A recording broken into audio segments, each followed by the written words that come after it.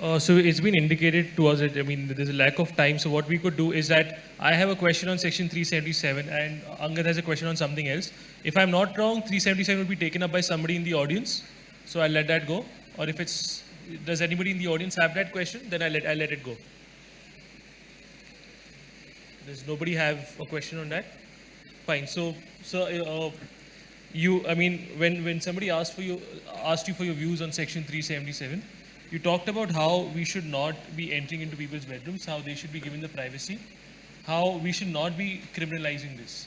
That being said, I mean, there was a statement after that which me and a lot of Nalsarites didn't understand as to what was the context or the basis of that statement, is that it should not be promoted.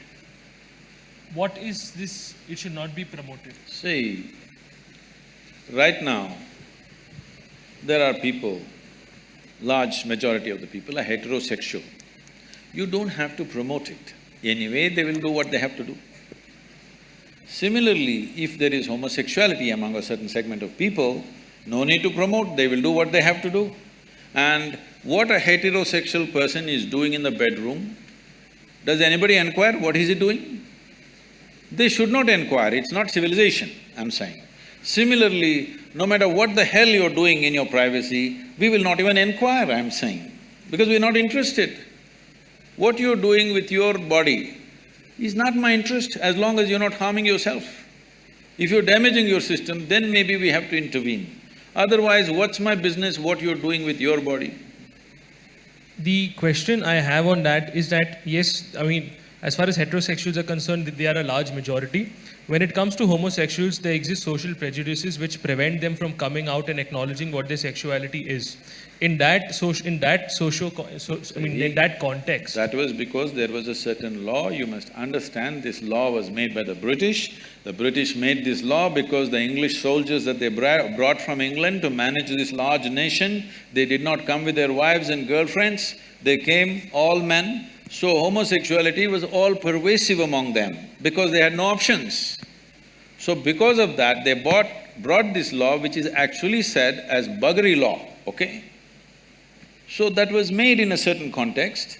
So now the Supreme Court, the highest court in the country, has removed it, it's finished. What is the debate continuing about? But I mean, I might be wrong as to what the opinion of a large portion of the population is, but I don't think I'll be wrong in saying that there do still exist significant prejudices against homosexuals. And in that context, should we not be allowing That is what I'm saying.